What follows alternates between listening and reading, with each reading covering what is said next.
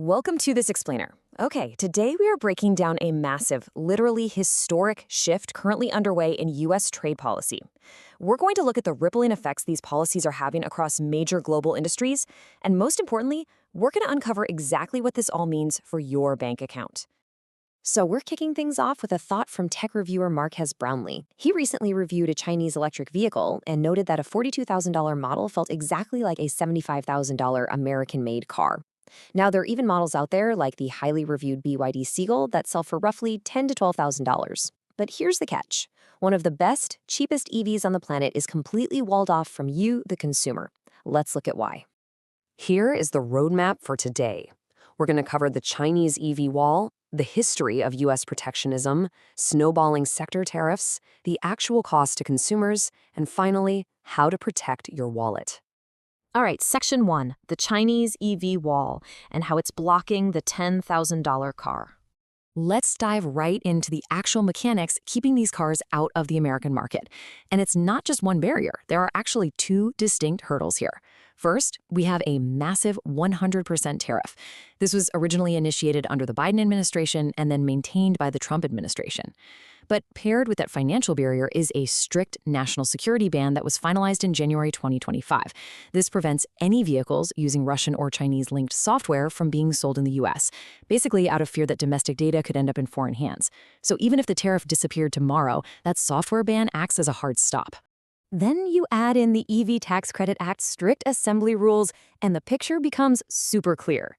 To snag that incredibly popular $7,500 tax credit, a car has to be assembled in North America and use U.S.-approved battery materials.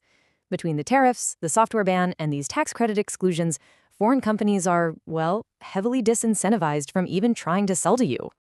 Moving on to Section 2, the history of U.S. protectionism and the macro context. Now, this EV wall, it's really just the first ripple in a massive, historic shift in our macroeconomic trade policy. Let's define what we're actually seeing here. The U.S. is rapidly entering an era of strict protectionism. The core idea is to make foreign products way more expensive so people are pushed to buy American products, which theoretically protects domestic jobs. But just look at the numbers for a second. This approach has recently pushed the average U.S. tariff rate from 2.4% to a staggering 9.6%. I mean, that is the highest rate we've seen in 80 years. Let's look at how this escalated.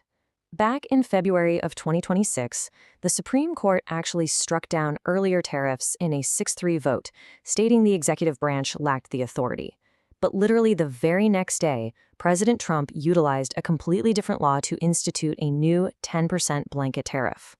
By April, heavy duties were placed on metals and pharmaceuticals.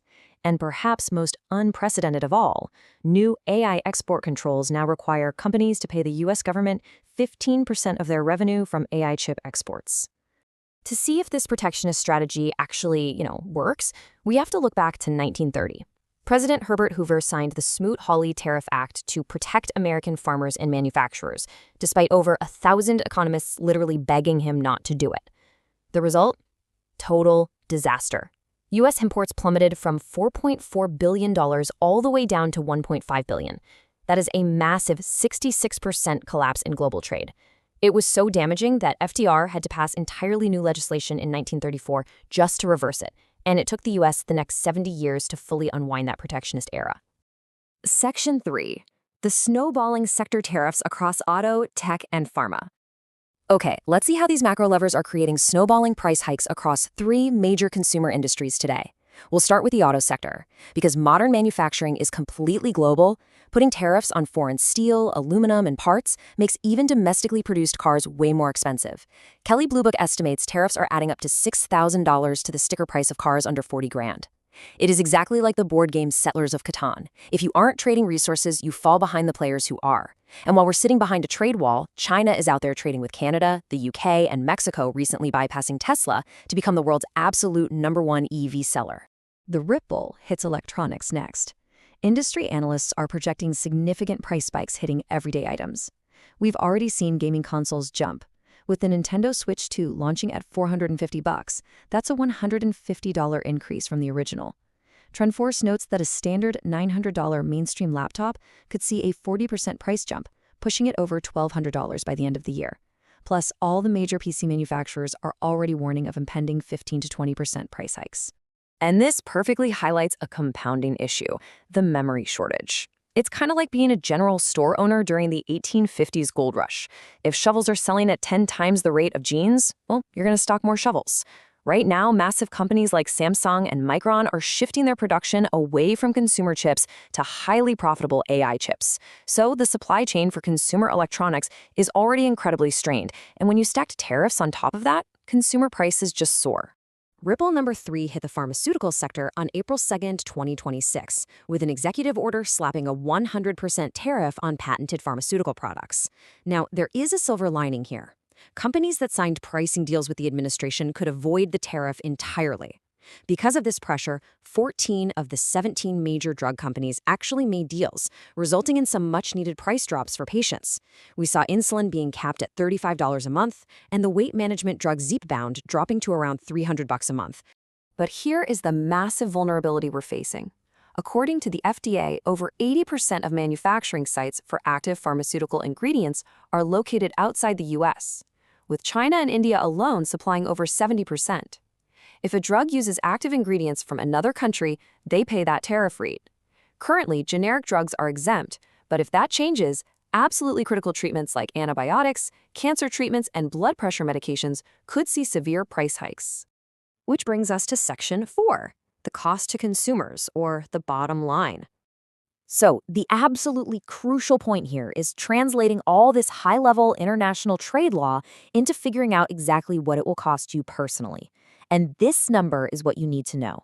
The Tax Foundation estimates that these trade policies effectively act as a massive consumption tax. They project that the tariffs currently in effect will cost the average American household roughly an extra $1,500 in 2026 alone. And here's the thing, while everyday Americans are paying higher prices, global trade is just marching on without us. The European Union just signed a massive free trade agreement with India, and Canada struck a deal with China to cut tariffs on those very same electric vehicles we're walled off from. Meanwhile, the U.S. boasts that imports from China declined by $135 billion last year. But the reality?